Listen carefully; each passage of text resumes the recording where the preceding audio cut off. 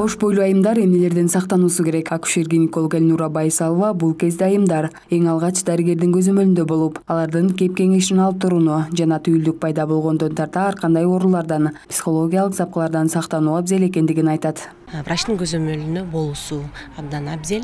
Азыркы учурларда көрүп атасыңар, абдан оорулар көп, ар кандай экология, ар кандай ооруларга чалдыккан немелер көп болуп аткандан, биринчиден сөзсүз врачтын көзөмөлүнөн болуусу, экинчиден уйкусу толук болуш керек. Эч кандай стресске калбай, эме кылса, биз билебиз да, стресске көп учурда стресске калса дагы өзүнүн терс таасирин тийгизет. Дени сак баланы дүйнөгө алып келүү үчүн албетте туура тамактануу эрежелерин да сактоо керек. Мисалы, химиялык заттар кошулган тамактардан баш тартып, анын ордуна табигый дамдарды колдонуу пайдалуу болот. Ошол эле учурда цитрус мөмөлөрүн да аз өлчөмдө колдонуу сунушталат. Анткени бул убакта айымдардын денеси назик болгондуктан мындай азыктар аллергия козгоосу мүмкүн. Ага кошо адистер боюнда бар аялдар 2 эсе көп тамак аш жеши абзел деген түшүнүк туура эмес экендигин белгилешет. Кыргыздар айтат да, сен көп жешиң керек, сен 2 адамдын тамагын жешиң керек деп.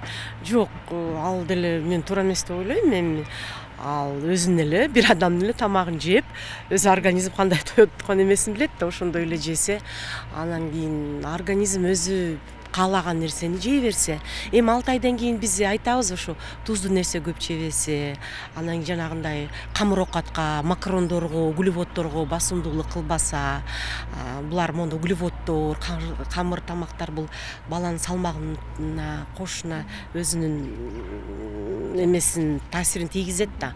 Анан кийин төрөк мезгилине келгенде төрөттө проблемалар болуп калышы мүмкүн. Ошону биз айтабыз. Ошондой эле боюнда бар мезгилде айымдар өзүнө аяр мамиле жасап, оор жумуштарды аткарбастан жеңил кыймылдарды кылуусу керек. Нагрузкалар дагы азайтыш керек.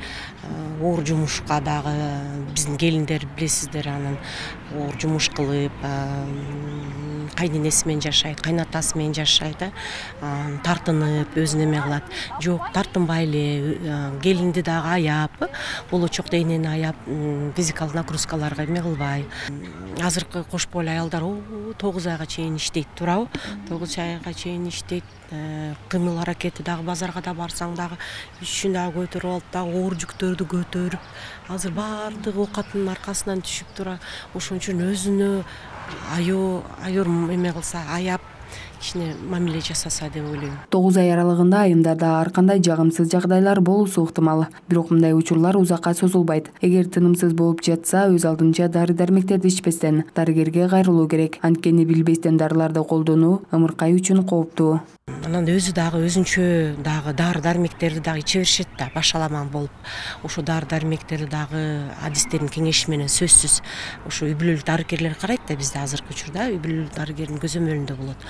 Ошол дары-дармектерди дагы жөн эле иче бербестен, дарыгердин көзөмөлү менен кошо консультациясы менен ичсе. Дагы бир айтат экенсем, кош бойлук бул өзү физиологиялык процесс да, ал нерседен коркпош керек. Анан кийин кош бойлуу болуп эле дүрбөлөңгө салып эле, ой кусуп атам, белим ичим ооруп атат, анан мындай болуп атам дебеш керек. Өзү бир пирситтик бир окумушту бар эле, өзү айтат го, дүрбөлөң бул оорунун жарымысы, сабырдуулук бул дарылоонун эмеси депчи, жарымы депчи. Айымдардын денеси кош бойлуу кезинде өтө назик болот. Бул болсо өз учурунда өзгөчө камкорлукту талап кылат. Ошондуктан дарыгерлер жогоруда айтылган кеп кеңештерди колдонуп, көп убакыт таза абада сейилдөөнү жана түрдүү техникалык жабдыктарды, ыңгайсыз тар кийимдерди пайдаланбоону эскертишет. Акмарал Маликова, Самат Сайдамат уулу, Арутан көрсөтүүсү.